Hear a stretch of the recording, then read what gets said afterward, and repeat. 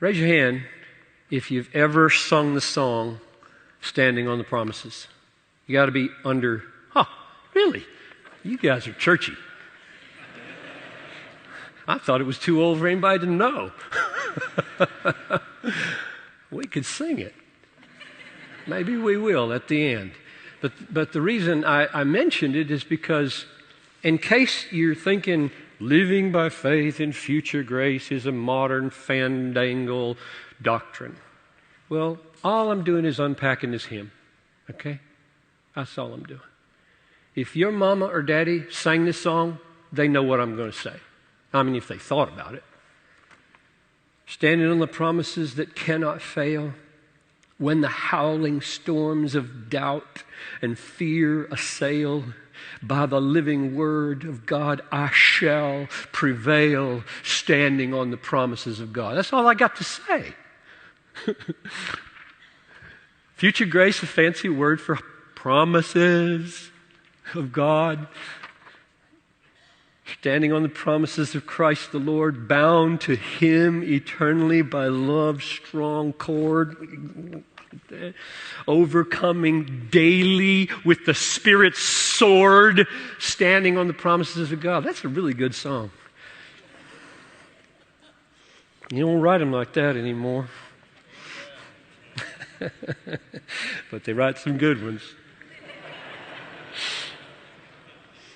Okay. Are we showing? That's slide number 1 out of 94. And, I was praying on the bridge coming over here, my revelatory bridge.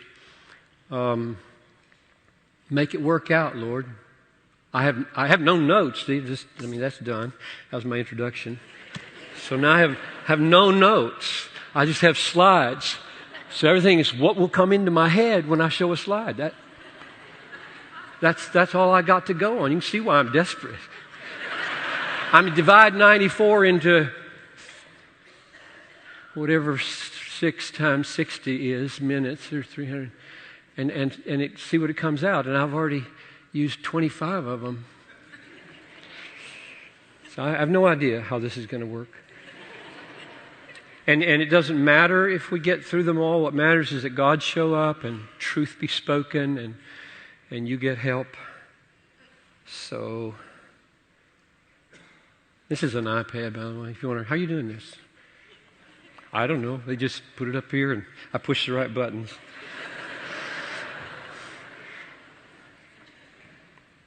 And I'm so skeptical, I want to keep looking to see, is it really this? That's another one of my problems. I'm really skeptical. I don't trust anybody or anything, which makes it hard in a relationship with God.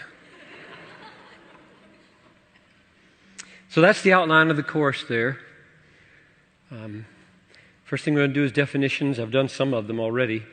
Then the question, so what? Why does it matter, with the passions behind it? Passion for the supremacy of God, passion for joy, and a passion for holiness. Is it biblical?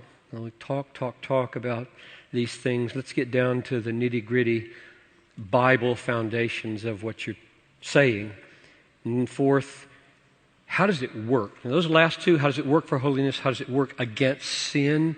That's the practical, really, really practical part where we'll tackle, maybe if we have time, anxiety, covetousness, lust, bitterness, impatience. So I should say a word. Here's the present volume, Future Grace, big, thick, 400 pages. That's going out of print here shortly, and this will be the new one. This is coming out in the fall, and I've edited Future Grace more than any book I've ever issued a new edition on, because I've made exegetical decisions about some texts differently in the last 20 years, and so those changes will be reflected.